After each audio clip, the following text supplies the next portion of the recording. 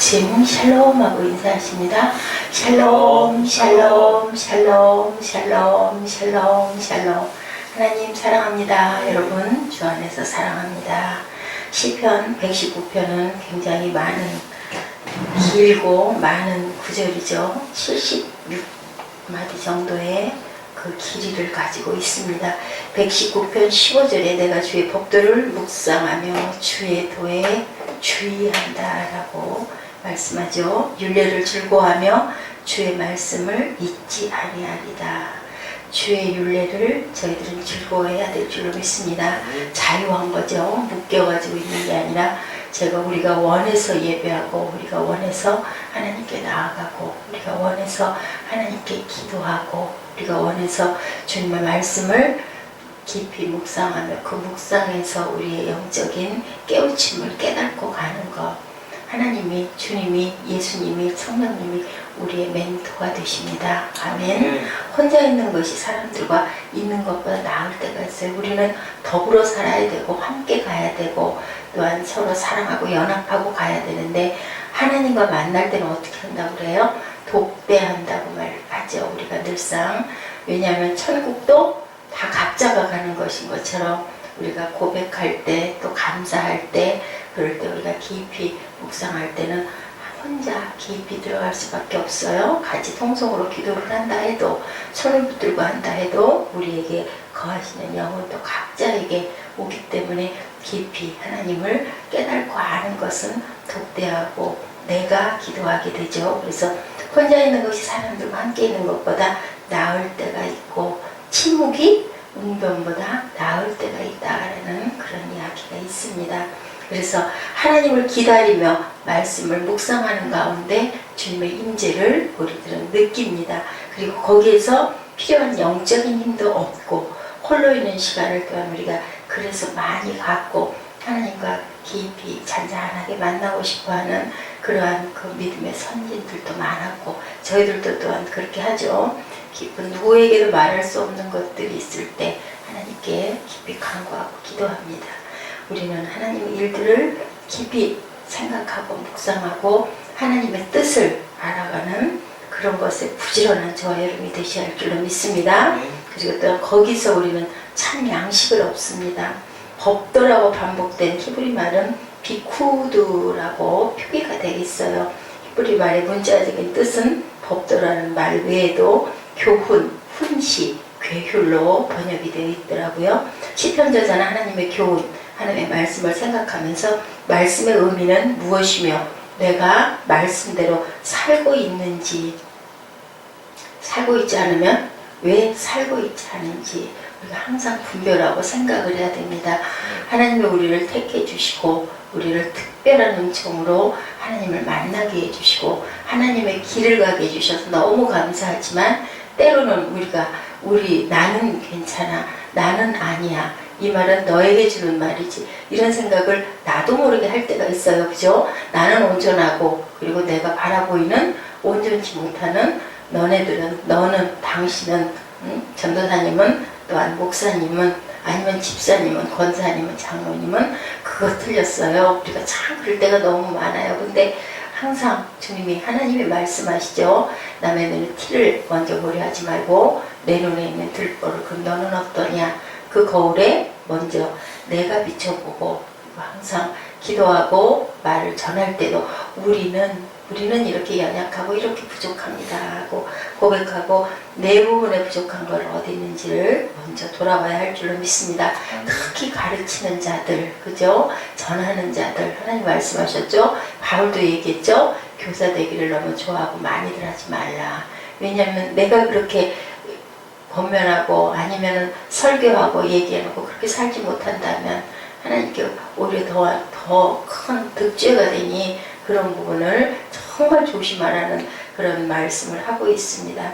내가 왜 온전하게 살고 있지 않는지, 내가 그 말씀대로 살려고 한다면 어떻게 해야 하는지를 곰곰이 생각하는 저와 여러분 되셔야 할 줄로 믿습니다. 시편 저자 당시에도 아마도 주의 율례대로 살기가 참 많이 어려웠던 것 같아요. 그러니까 내가 주의 율례를 즐거워하며 말씀을 잊지 아니하리이다 라고 이렇게 표현하고 있습니다. 이렇게 고백하고 있습니다.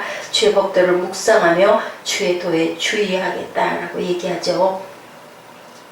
오늘날 저희들 하나님 말씀 묵상하기가 시대적으로 참 많이 어려운 시대인 것 같아요. 문물이 발달되고 살기가 참 편해지고 모든 것이 많이 빨라지고 그러다 보니까 잠잠하게 조용하게 깊이 독대하고 묵상하는 시간이 나도 모르게 자꾸 줄어들게 되죠. 주변에 일들은 더 많은 것 같아요. 옛날에는 그렇게 하지 않아도 잘 살았는데 우리 선조들 보면은 얼마나 깊이 글쎄요. 예수를 믿지 않고 하나님을 몰랐지만 우리 그 전에 보면 양반 강원에 있는 분들은 어떻게 했다고 그래요? 걸음을 걸을 때도 비가 쏟아져도 절대로 뛰는 법이 없었다고 그러죠. 그리고 정말 그 선진들도 보면 잠잠하게 눈 감고 그죠? 가부좌 들고 앉아서 기도하는 건 아니지만 그게 아주 깊이 생각하는 그런 시간들이 많았는데 요즘에는 저부터도 그렇게 번다하게 하는 일이 많은지 몰라요. 사는 건 똑같은데 시간은 24시간 똑같고 그때도 그분들도 24시간을 가지고 살았고 지금도 우리가 24시간을 갖고 사는데 하루에 밥 먹는 거 똑같고 자고 일어나는 거 똑같은데 그렇게 많습니다. 그러다 보니까 눈으로 보는 게 너무 많다 보니까 마음으로 느끼고 생각하고 마음으로 바라보는 게 오히려 줄어들었어요. 그래서 우리가 항상 그런 부분들을 그리고 또 손에서는 뭐가 떠나질 않아요. 핸드폰이 떠나질 않죠. 그냥 가만히 있으면 이상한 것 같아.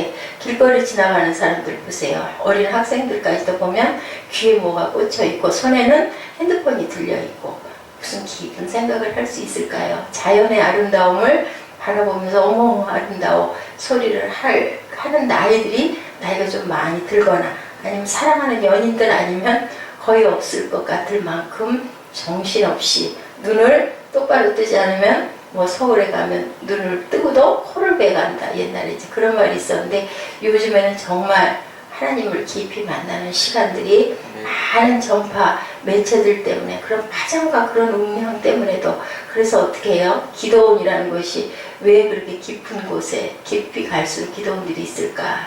이렇게 조용하게 하나님 만나라고 그런 곳에다 기도원들을 만들죠. 요즘에 뭐 시내 가운데도 기도원이라고 쓴 것들도 참 많지만 정말 깊은 묵상을 하려면 자연하고 가장 가까운 곳에 내 주변의 것들을 좀 다 물리고 하나님과의 그런 기도하는 시간을 우리가 정기적으로 아니면 정말 사모하는 마음으로 자주 가져야 할 줄로 믿습니다. 110편 저자는 하나님 말씀대로 정직하고 깨끗하게 삶을 살기 위해서는 하나님의 말씀을 묵상해야 된다고 생각하기 때문에 이렇게 묵상에 대해서 강조하고 있습니다. 시편 1편에서 1절 2절에 뭐라고 말씀하세요? 복 있는 사람은 야훼의 율법을 주야로 묵상하는 자로다 하면서 묵상에 대한 것을 강조하고 있죠. 아무리 많이 얘기를 해도 부족할 만큼 주의 율법을 주야라고 얘기해요. 그러니까 항상 묵상한다는 뜻이죠. 방관한 모두가.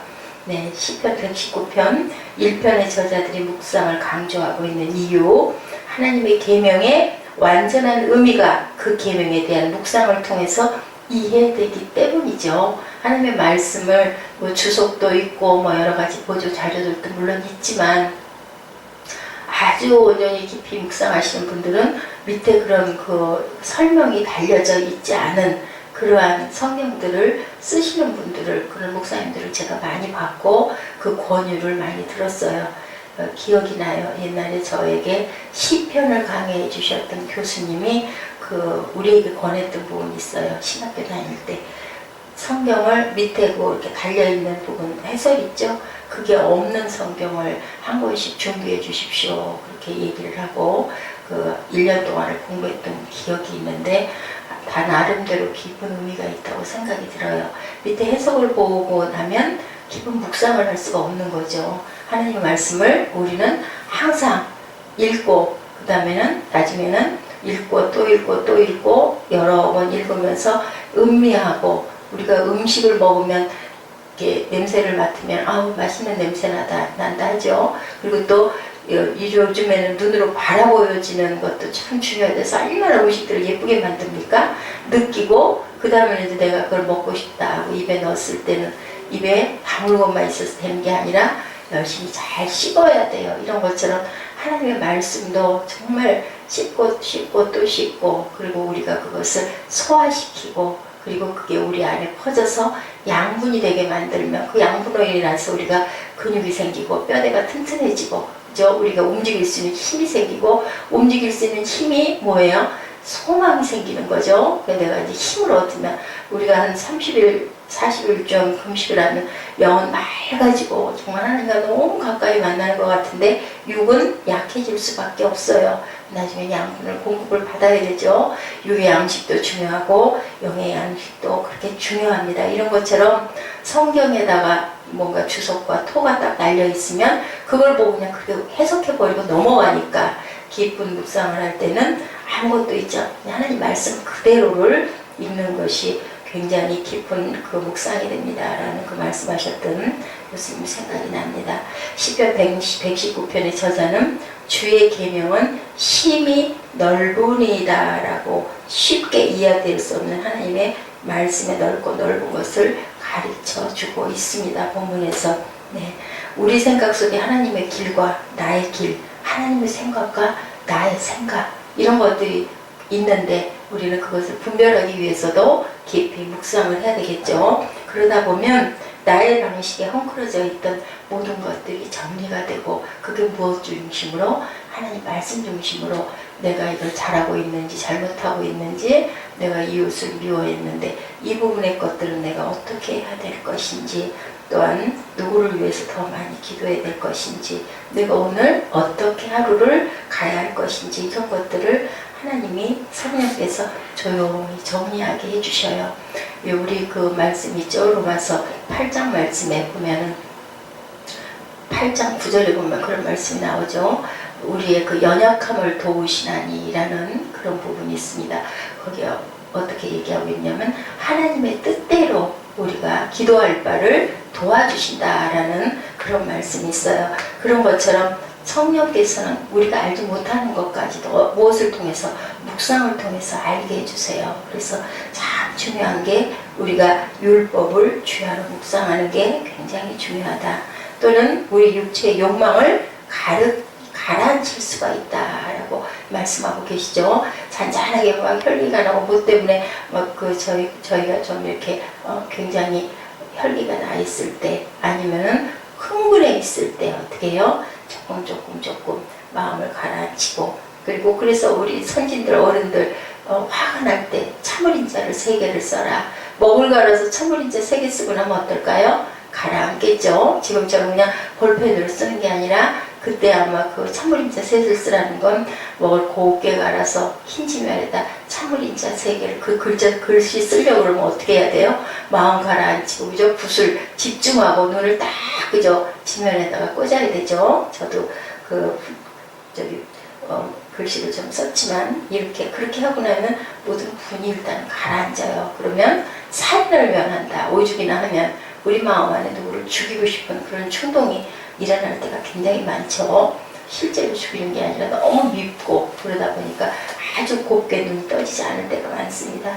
이렇게 우리가 조용히 묵상해야 될 이유, 하나님의 말씀의 의미를 또렷하게 알 수 있고, 또한 우리 생각 속에 하나님의 길과 나의 길, 나의 생각과 하나님의 생각, 하나님의 뜻이 어디 있는지를 잠잠하게 묵상할 때 알게 되고, 또 하나는 우리 마음 안에 있는 욕망들을, 좋지 않은 욕망들을 가라앉힐 수가 있고 분별할 수가 있다. 예, 저는 이렇게 생각을 합니다. 네, 우리 오늘 본문의 저자처럼 하나님의 말씀을 묵상하며 이 세상의 함정과 갖가지 유혹에 빠지지 않고 하나님의 뜻을 쫓아 사는 우리 모두가 되어야 할 줄로 믿습니다. 네, 하나님을 따르는 제자들의 삶은 어떨까요? 네, 이 세상의 뜻대로, 이 세상에서 가는 대로 살려고 하나님의 길을 가는 사람들 하나도 없어요. 하나님의 뜻을 따라가려고 모든 하나님의 길을 달려가고 하나님의 제자가 된 줄로 믿습니다. 비가 올지라도, 바람이 불고 창수가 날지라도 하나님께 우리가 예배드리려고 할 때는 어때요? 진정과 신령으로 우리가 예배해야 되겠죠. 말씀대로 살고, 또한 무엇인가 이 땅에서 하나님의 나라를 위해서 우리가 헌신하고, 내가 바쳐져야 될 부분이 각자 조금씩들은 다 다른데 목적은 어디 있어요? 하늘나라의 한 곳에 있어요. 그래서 주 안에 있는 너희들 딴 근심이 있으랴라고 제가 그 찬양이 아침에 이 자리에 쓰면서 떠올라서 찾아서 저희들이 입술로 고백해 봤습니다. 진리 안에서 우리가 자유해야 되는데 여러분 진리는 뭐 같다? 저는 포도송이를 생각을 해봤어요. 포도송이를 어떻게 해야 거기서 단즙이 나오던가요? 예, 포도즙을 얻으려고 할 때 어떻게 해요? 오랫동안 담궈 놓죠. 그렇게 되고 나중에는 어떻게 해요? 그 물이 빨갛게 우러나고 저희 어머니들 그러셨어요. 나중에 그 찌꺼기까지도 어떻게 꽉꽉 짜서 이제 맑은 물은 받아서 담아놓고 나머지는 그 찌꺼기들은 또 그것도 아까워가지고 어른들이 드시는 걸 제가 봤습니다. 껄쩍하고 한데도 어떻게 해요? 누르고 밟고 옛날에 그 포도가 많이 나오는 이스라엘 나라들도 그랬죠. 틀을 신나게 밟아서 으깨고 포도즙이 흘러나오지 않을 때는 네, 발로 포도송이를 짓밟기까지 해가지고 그 포도즙을 짭니다.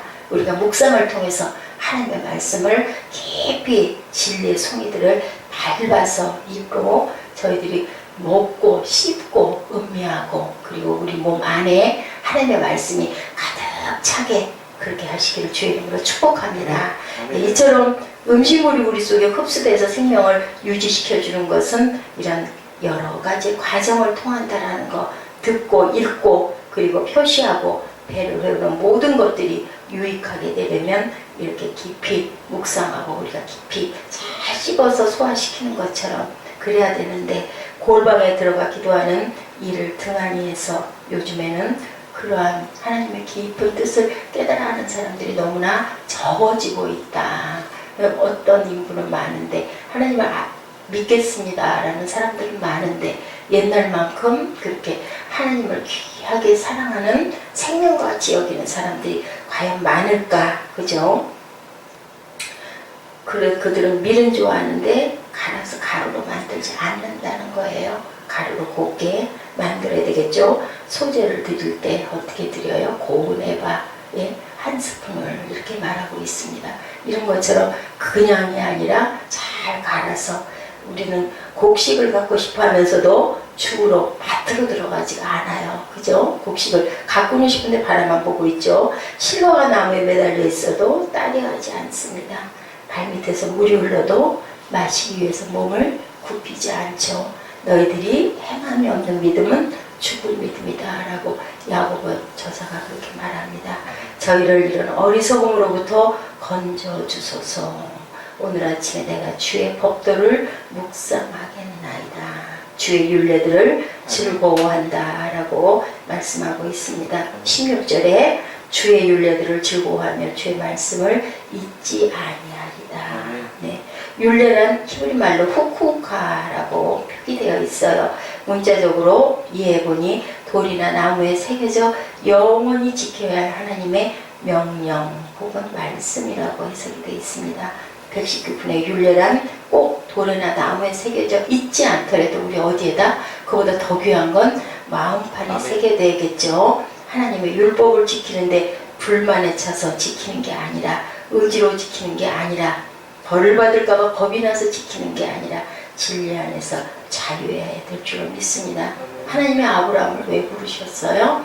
복의 믿음의 조상이 되기 위해서 우리에게 복의 근원이 돼서 우리에게 복을 주시기 위해서 불렀어요. 그러기 위해서는 너는 친척아 본토 아비집 네가 있던 그 잘 기반 닦아주고 모든 게 편리한 그곳을 떠나라. 왜 떠나라 그러셨을까요? 나만 바라보고 나만 의지하고 내가 보내는 곳에 가서 이제는 믿음으로 그곳에서 네가 다시금 하늘나라를 확장하고 세우라라는 뜻으로 아브라함을 보내셨어요. 이렇게 176절이나 되는 그곳에 저자는 12번이나 주의 계명은 나의 즐거움이다 라고 말씀하고 계십니다. 좀 바꿔주시겠어요? 하나님께서 주신 명령은 나를 괴롭게 하고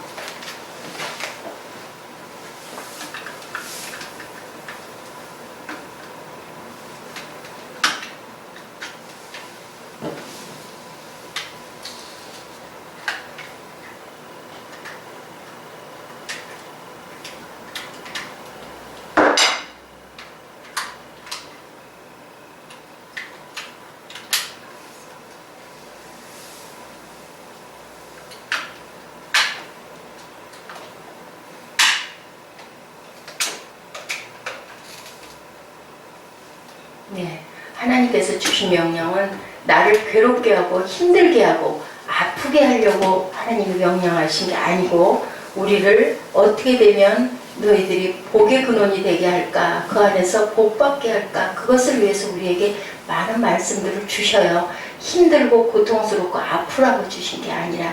근데 우리가 하나님의 은혜를 깊이 받으면 어떤 말씀도 그냥 단 꼴썽이처럼 들어가죠. 근데 그렇지 못할 때는 그게 많이 괴롭고 힘듭니다. 그럴 때 우리는 무엇을 구해야 될까요? 하나님의 은혜로 우리가 이 말씀이 단 꼴썽이가 되게 해주시옵소서 하고 구할 때 구하라 주실 것이요 라고 말씀하시죠. 119편 72절에 보니까 주의 입의 법이 내게는 천천 금은보다 나으니이다 라고 말씀해요. 119편 103절에 보니까 우리가 굉장히 항상 사랑하는 구절이죠. 주의 말씀의 맛이 내게 어찌 그리 단지요 내 입의 꿀송이보다 더하십니다 라고 이렇게 말씀하고 있습니다. 네, 하나님의 말씀대로 지키며 살 때 어떻다고요? 천천금이 줄 수 있는 그러한 모든 이익보다도 더 큰 이익을 우리에게 준다. 영국의 한 시골에 과부와 외아들이 살고 있었다고 그래요. 제가 그전에 이 말씀을 한번 드린 것도 같아요. 어떻게 했어요? 그 아이가 밤중에 병이 났는데 산골에 있었으니 누가 뭐 의사 선생님이 있었겠습니까? 특별한 약이 있었겠습니까? 엄마가 밤중에 펄펄 뛰다가 어떻게 할지를 모르고 있다가 굉장히 멀리 떨어져 있는 곳까지 의사를 찾아갑니다. 거기가 60리 정도가 된다고 그러네요. 60리면 지금 얼마쯤 될까요? 정거장으로 얼마나 될까요? 엄청 길죠. 몇 시간을 도와서 아마 의사를 찾아갔을 거고 아이는 집에 그냥 버려둔 채 튀어갔겠죠. 의사 선생님한테 그때 가서 막 문을 두들기고 이야기를 합니다. 펄펄 울었을 것 같아요. 저 같아도 그랬을 것 같은데 그러면서 얘기합니다. 우리 아들을 가서 좀 고쳐주십시오. 그런데 제가 돈이 없습니다. 어땠을 것 같으세요? 전도사님 같으면 그 시간에 아주 마음에 갈등을 많이 했다고 합니다. 옆방에 들어가가지고 아니 이 시간에 잠도 못 자고 그 먼 곳을 그때는 차도 없었고 내가 가가지고 이걸 어떻게 고쳐도 그렇지 대가도 못 받고 내가 이걸 가나. 근데 또 의원이다 보니까 그래도 사람의 생명은 살려야 된다. 그 마음이 와서 두 마음을 가지고 갈등을 하다가 할 수 없이 어떻게 할 수도 없고 그래서 따라 나섰다고 합니다. 무거운 발걸음을 가지고 왕복 120리길을 내가 도대체 왜 가야 되나 라고 생각을 하면서도 가서 도착을 해가지고 애는 죽어가고 있고 다행히 그 아이가 살아났어요. 그리고 이 의사 선생님은 잊어버리고 세월을 살다가 이제는 은퇴를 하고 조용하게 그 요양을 하고 휴양을 하고 있는데 어느 날인가 초청장이 하나 왔다 그러죠. 그래서 그게 뭐 어디서 온 초청장인가 봤더니 외무부 장관 취임을 하는 자리에 꼭 참석해 주십시오 하고 초청장이 와서 도대체 나한테 이런 걸 보낼 사람이 없는데 누가 이렇게 귀한 자리에 나를 초청했을까. 가봤더니 누구였을까요? 그때 그 치료했던 그 아이가 와서 극진히 어른이 된 거죠. 이제는 장관이 된 겁니다. 와서 인사를 하면서 선생님이 그때 저를 살려주지 않으셨으면 제가 오늘날의 이 자리가 없습니다 라고 그렇게 얘기를 했다라는 그 예화가 가슴에 잔잔하게 와 닿더라고요. 하나님께서는 주님께서는 이렇게 우리를 치료해 주시고 우리는 어떻게 해야 될까요? 하나님의 은혜에 정말 우리 숨이 끊길 때까지라도 하나님 중심으로 하나님의 윤례 중심으로 하나님의 말씀으로 우리에게 늘 살아있죠. 말씀이 육신이 되어서 그 은혜를 절대 잊어서는 안 될 것 같아요. 우리를 구원하신 십자가의 보혈의 공로 우리가 그래서 십자가에 다 못 박혔다라고 얘기하지 않습니까? 이렇게 우리가 항상 하나님의 손길 하나하나까지도 하나님의 음성 하나하나까지도 그 의원이 돼가지고 수십리 아니 수천리는 주님이 우리를 찾아오지 않으실까요? 다행히 시공을 초월해서 주님께서는 하나님께서는 동일하게 오시죠. 우리 모두에게 그런 것처럼 하나님께서는 우리가 아플 때 죽어 쓰러져 넘어져 가려고 할 때 부르면 찾으시는 주님의 그 은혜를 아버지의 그 사랑을 우리가 잊지 않는다면 우리가 누구를 미워하고 누구를 정죄하고 누구를 탓하겠습니까? 나로 주의 법도의 길을 깨닫게 하소서. 그리하시면 내가 주의 법도를 묵상하리이다. 나의 영혼이 눌림을 인하여 녹사오니 주의 말씀대로 나를 세우소서. 이렇게 얘기하고 있어요.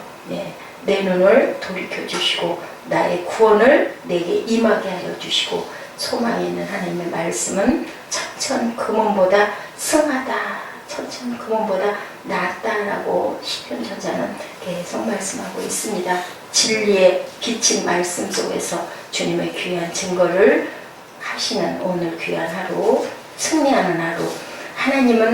하나님의 말씀을 사모하는 시인의 마음은 모든 성도들에게 모범이 되고 오늘도 이렇게 살아있는 말씀으로 우리에게 말씀하고 있죠. 그리고 우리는 궁극적으로 승리할 것이다 라고 얘기하고 있습니다. 우리 시편 73편 25절에서 29절 말씀 입술로 고백하고 기도하는 시간 갖도록 합니다.